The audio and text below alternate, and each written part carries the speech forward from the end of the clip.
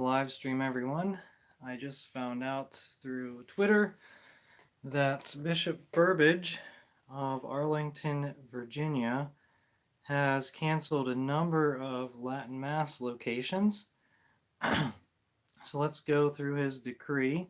This was just released today, and so I'm talking about it. He says on July 16th, 2021, Pope Francis published Traditionis Custodes, an apostolic letter issued motu proprio, by which he created new norms on the use of the Mass celebrated according to the Missal of 1962, which is the Latin Mass. This was preceded by an international assessment and consultation of bishops. Okay, blah, blah, blah. Upon receiving Traditionis Custodes and the subsequently released Dubia, the rotten Dubia from Archbishop Roach, Most Reverend Bishop Michael Burbage, Bishop of the Diocese of Arlington, convened a group of pastors in the diocese whose parishes offer the Latin Mass, as well as experts in the liturgy and canon law to study the motu proprio and discern how it may best be implemented in the diocese.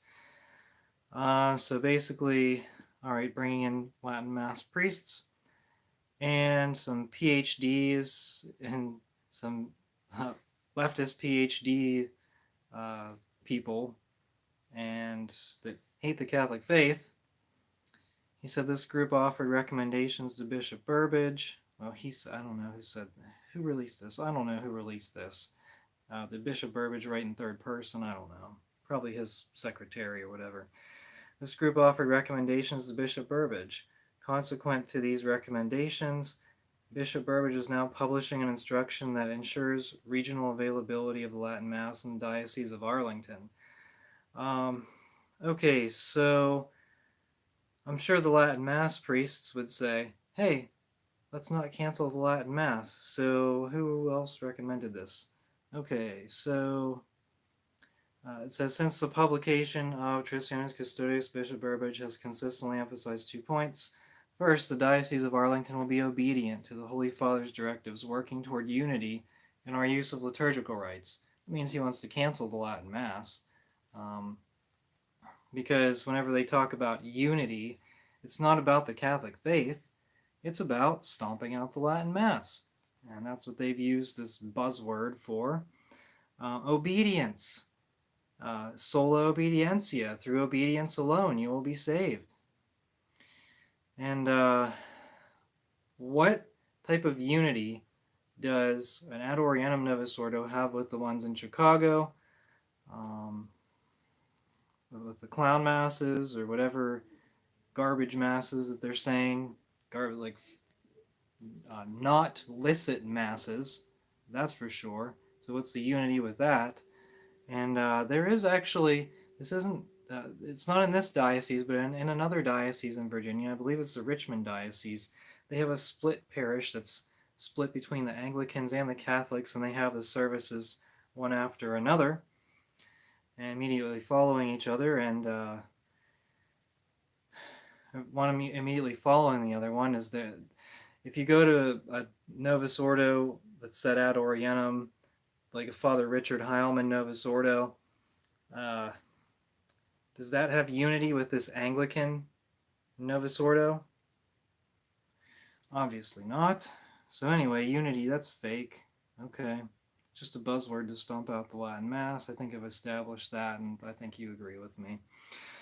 Second, the diocesan instruction related to Traditionis Custodes will be sensitive to those who attend the traditional Latin Mass.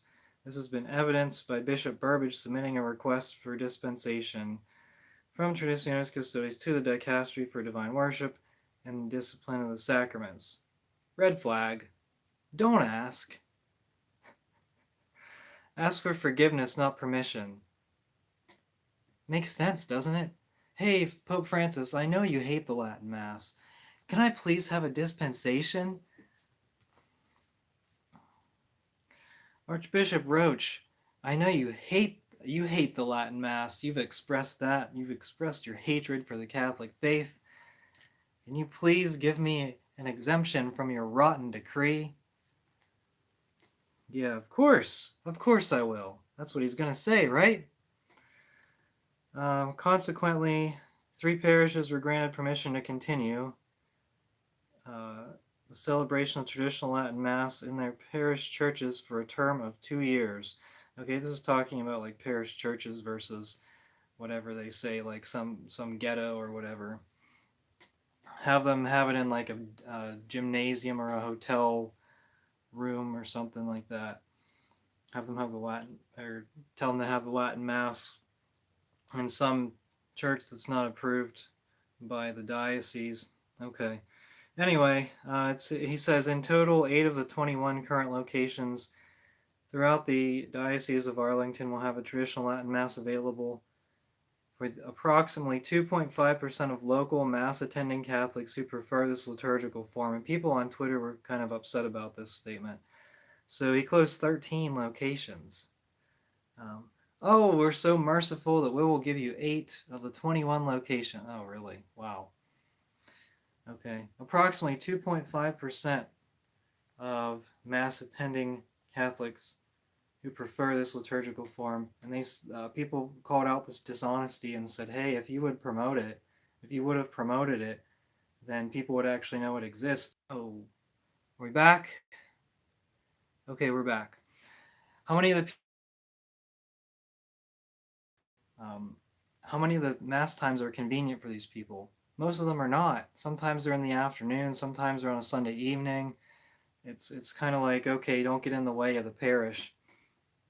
But if they were allowed to compete, if the Latin masses were permitted to compete with Novus Ordos, what would be the attendance? He says 2.5% of the diocese. Okay, so since it's such a small number, why don't you continue to provide what's been provided for them, right? Wouldn't that make sense? Because if it's insignificant, they're no threat to your diocese, or they're no threat to unity because it's such a small number, right? Doesn't that make sense?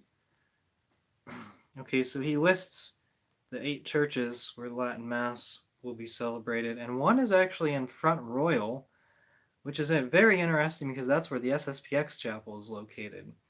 And so I think these people are fortunate, and also the Diocese of Arlington is known as a conservative diocese. I guess priests do say the Novus Ordo ad Orientem. That's more common in this diocese than many others. In fact, a lot of other dioceses, how many priests actually celebrate Mass ad Orientem? I'd say very few, maybe 1 or 2 here or there. But and Bishop Burbage, because he was the bishop of this conservative diocese, he was known as a conservative bishop. Well, obviously not. From what I understand, I think he banned the old rite sacraments. And so that's not conservative at all. And if you want your baby baptized in the old rite, then you need to go to Front Royal, Virginia, to the SSPX church, and they will baptize your baby in the old rite. So there you go. He says at the end, this was actually very disturbing to me. He said, the promulgation of Traditionis Custodes recalls for all of us Christ faithful the Second Vatican Council's teaching found in the Constitution on the Sacred Liturgy, Sacrosanctum Concilium. It says liturgical services are not private functions, but are celebrations of the Church, which is the sacrament of unity, namely the holy people united and ordered under their bishops. This was point number 26. And I said, well, okay, liturgical services are not private functions. Well, that's false. You can have a private mass. I mean, apparently, wedding masses are private masses. And if a priest says a mass in his private chapel with no one else there, that's a private mass, and that is still the holy sacrifice of the mass, and it's still pleasing to God, and still just as effective in offering it for one of the holy souls in purgatory. And so this was very disturbing to me because I haven't read through Sacrosanctum Concilium. I've seen sections of it. I've read sections of it, and I'm not enthusiastic about what's in there. I guess that's a very nice way, charitable way to say it. This was disturbing. because it seems to lead people in the direction that um, the liturgy, the fullness of the liturgy is whenever uh, many people are present. But that the holy sacrifice of the Mass is the holy sacrifice of the Mass. If a priest offers a Mass in his private chapel with no one around, um, does that mean that I shouldn't go to Mass? Does that mean that I shouldn't attend Mass as frequently as possible? No, not at all. In fact, a lot of the old back over the last 100 years before, prior to all right, I think I'm back. Sorry guys, looks like the internet keeps blinking out. Um, if if a priest offered if a priest offers a mass, no, okay. Here's what I was thinking. The internet's getting my mind all messed up. Messed up. I'm getting all scatterbrained here because the internet's getting scattered. Okay, so in some of the writings of priests or you know historical liturgical scholars. Wow, okay, we're getting more people. I keep getting cut off, so I'm just gonna finish what I'm saying. Some of these liturgical scholars have encouraged people, at least over the past 100 years, attend Mass as frequently as possible. Lay people, attend Mass as frequently as possible, attend the Holy Sacrifice as frequently as possible. Now, there were debates with how often you receive communion. Some people say that, like Bishop Schneider has suggested, that you should definitely, you should receive communion as many times as you go to confession. So if you go to confession, then you receive communion. Um, but not necessarily the other way, not necessarily more frequently than confession. I don't know. I think that's what the Orthodox said. But anyway, getting back to this, um, getting back to this Diocese of Arlington thing.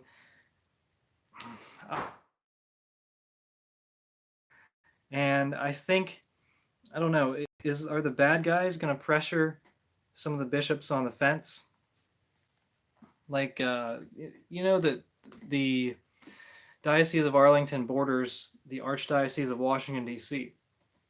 And Archbishop Gregory has recently cracked down on the Latin Mass. Now, apparently, Archbishop Lori is the metropolitan for the Diocese of Arlington. He's the metropolitan bishop over that metropolitan archbishop over that diocese. So it doesn't necessarily have an impact, but it seems to kind of carry over. And it seems as though that this is having kind of a trickle down domino effect, whatever you want to call it, and there may be more bishops launching more restrictions against the Latin Mass in the coming weeks. I hope not. I really hope not, but unfortunately, it looks bad for us. And you need to network with potentially different rites. You need to network with the SSPX. Get the old sacraments. Do you want your children to receive new rite sacraments? Do you want your children to go to a clown mass or go to a mass where a Jesuit tells you there's a reasonable hope that all are saved? It's not even just exclusive to the Jesuits. Do you want a Jesuit to say LMNOP relationships are good?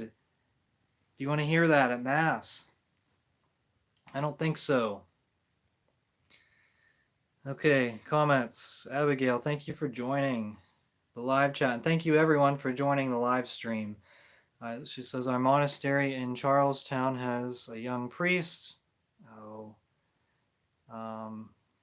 Has a young priest there on sabbatical who comes from the Arlington Diocese. That's what these priests should do. If they like the Latin Mass and it's being canceled, then they should tell the bishop, I'm questioning my vocation with this diocese and I'd like a sabbatical. The bishops have to pay. They're required by canon law to pay priests. And so if there's no, I don't know, if there's no Father Altman situation or whatever, he says things that offend people or whatever like that. All right, this one guy, what's Durius? I trust this guy. Okay, well, thanks. Okay, Cardinal Gregory. Yeah, Cardinal Gregory. Abigail says, thank you for discussing Arlington Diocese where I grew up. Winchester, Virginia has a TLM every week. Hope that is continuing. Check out the link in the description.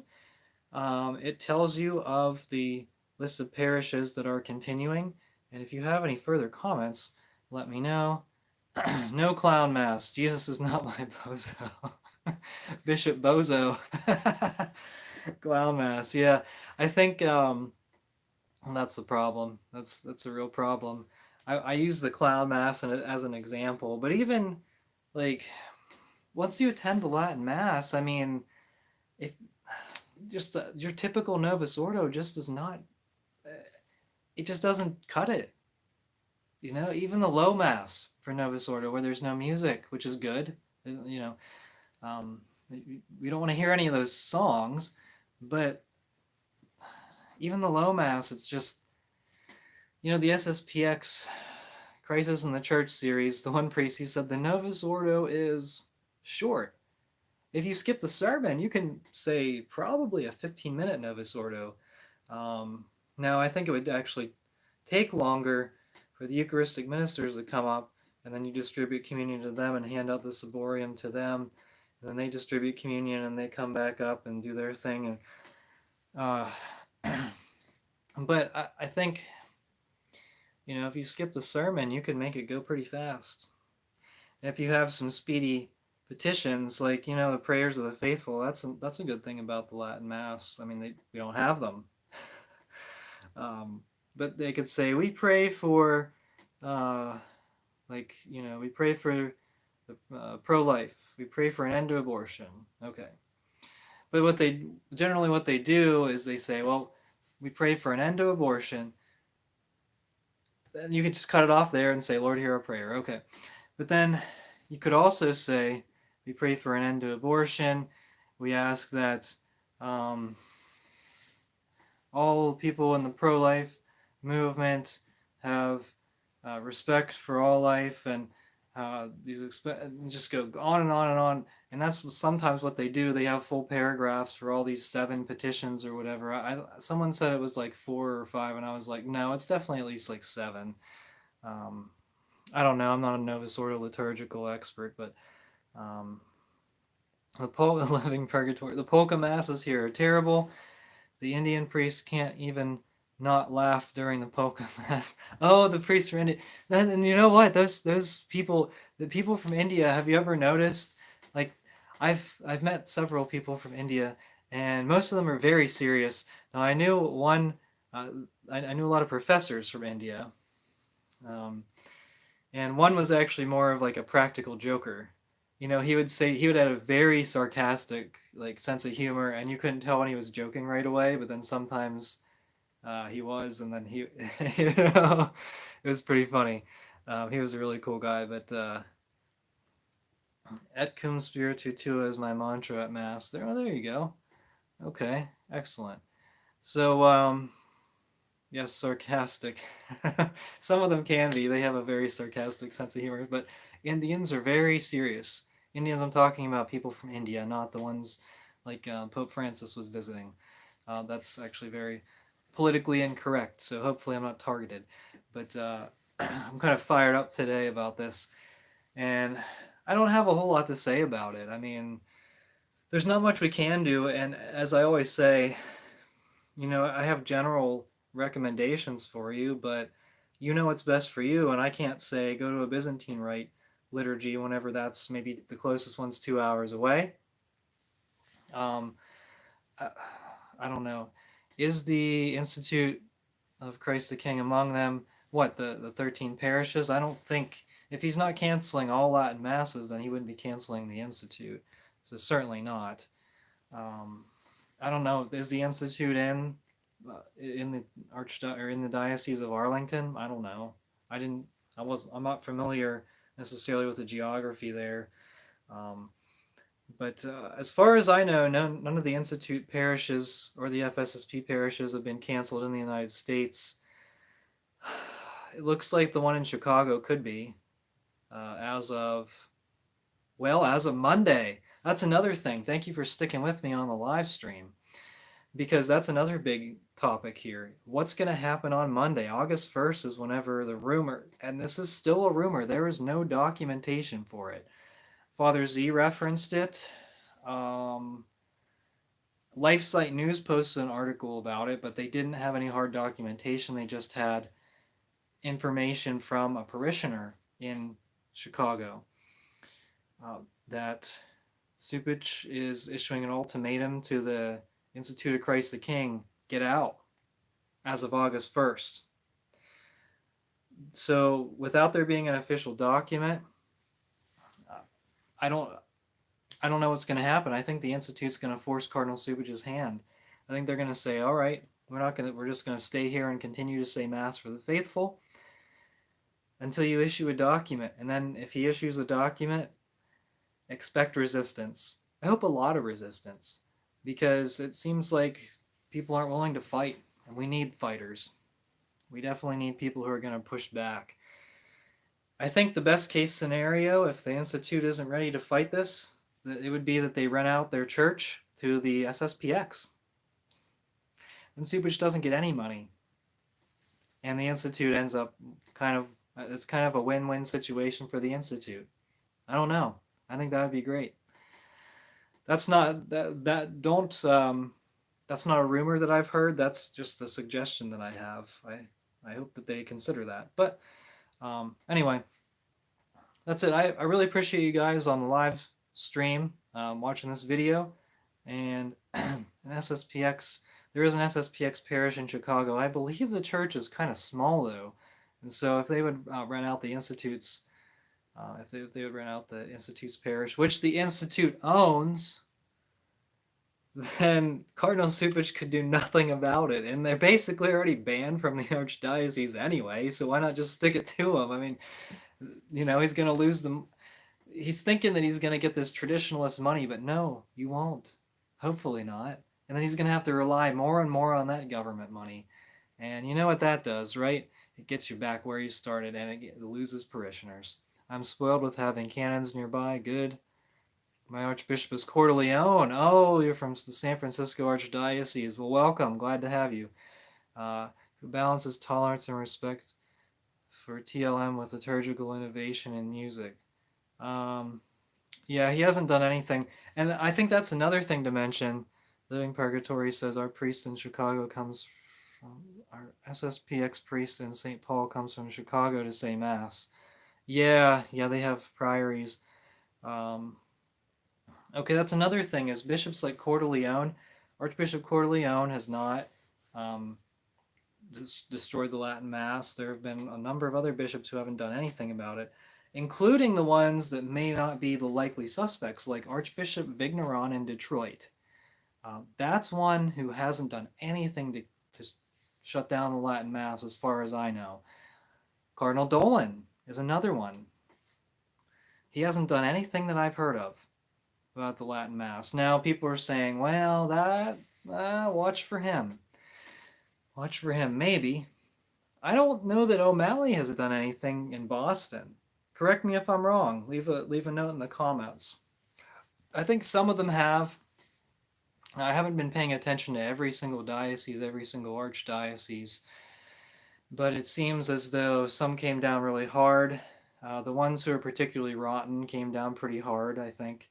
The ones who are particularly supportive of LMNOP and that disordered lifestyle, they were particularly harsh on the Latin Mass. No surprise, the devil hates Latin. And, if they're supporting LMNOP, it certainly says something about what their inspiration is.